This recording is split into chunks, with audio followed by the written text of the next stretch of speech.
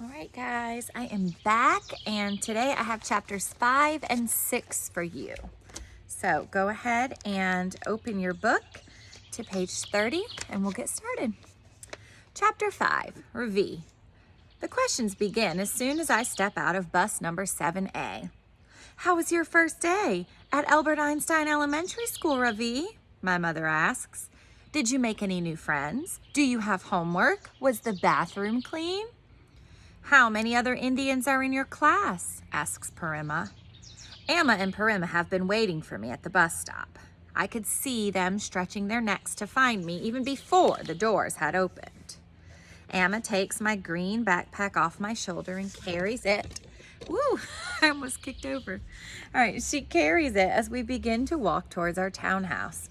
I would rather carry it myself, but she insists. My teacher's name is Mrs. Beam, I tell them. Homework is just some reading, and the bathroom is fine. How many other Indians are in your class? Parima asks again. None, I say. I don't tell her about Dylan Samreen because I know how Parima feels about ABCDs. As we pass the big pond located in the middle of our community, Amma points to it.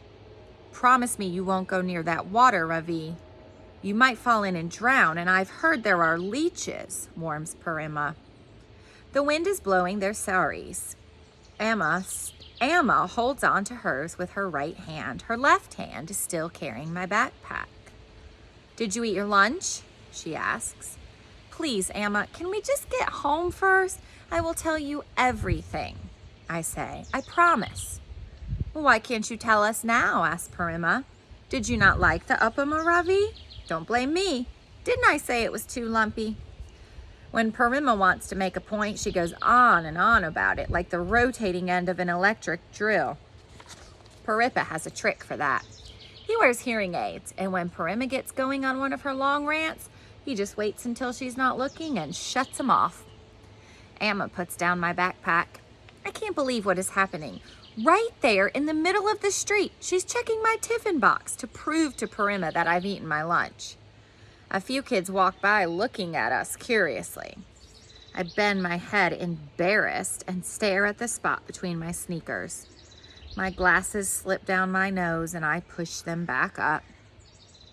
It's empty, says Amma, proudly holding the box out for my grandmother to see. Parima sniffs. How do you know he didn't just throw his lunch away? Amma doesn't say anything, just shakes her head and puts the tiffin box back in my backpack. She and Parima got along much better when they didn't live in the same house. I reach over and grab my backpack from Amma, then run as fast as I can towards number 83. When we first moved to Hamilton Mews, I had trouble telling which house was ours because they all looked the same. But now I can tell without even looking at the number. Wait, Ravi! The door is locked. Parima is napping and Appa's at the office, my mother shouts, running after me, keys waving. I wait on the doorstep until she and Parima catch up with me and open the door. As we enter the house, I close my eyes and breathe in. The air is filled with the smell of Amma's cooking. She's already prepared my evening tiffin, a plate of dosas and a cup of Ovaltine, the same thing I ate every day after school in India. I give her a hug and whisper in her ear so Parima won't hear. The uppama was delicious. Thank you, Raja, she whispers back. Dinner is later than usual because Appa's train is delayed and he doesn't get home until almost 8 o'clock. After each bite, Parima complains about the food. The rasam is too runny and it tastes like dishwater. Have you ever heard of spices, Roshni? Appa comes to my mother's defense. Let her be, he tells Parima. Roshni is doing her best. She is not used to having to do all the cooking herself.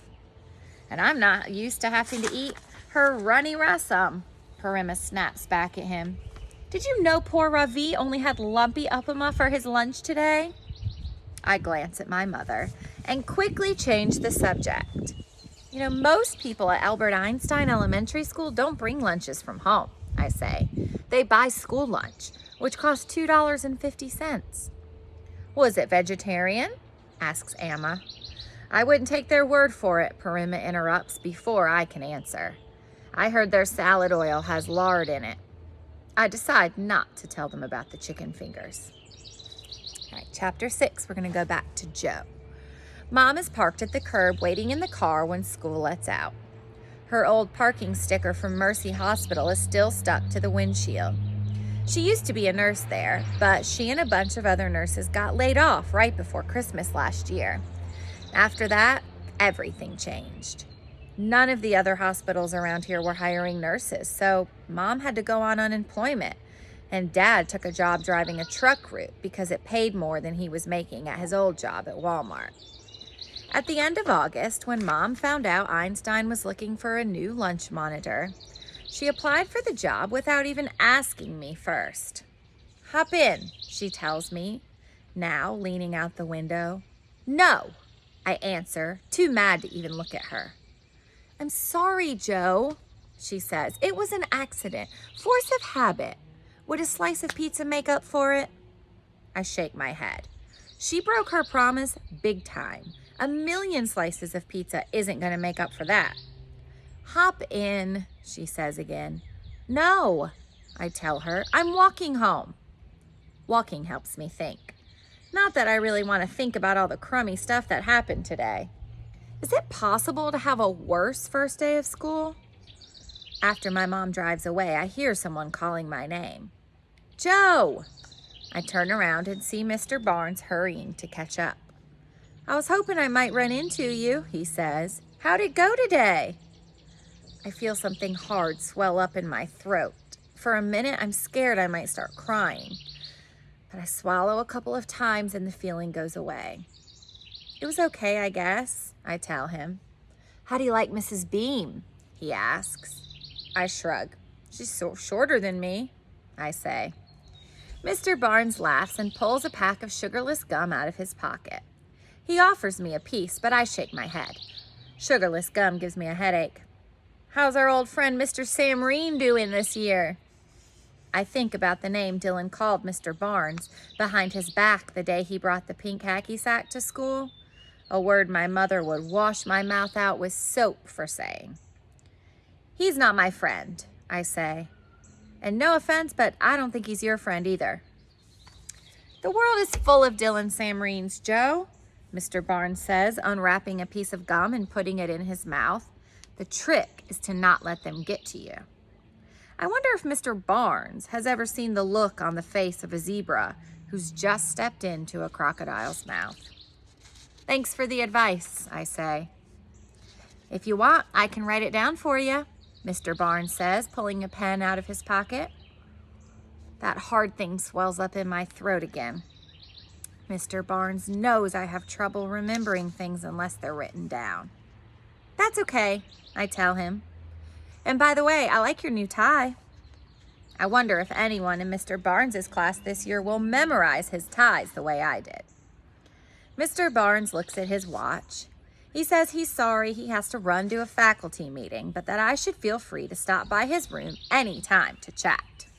"Hang in there, Joe," he tells me as he walks away. My stomach grumbles. I haven't eaten anything since lunch.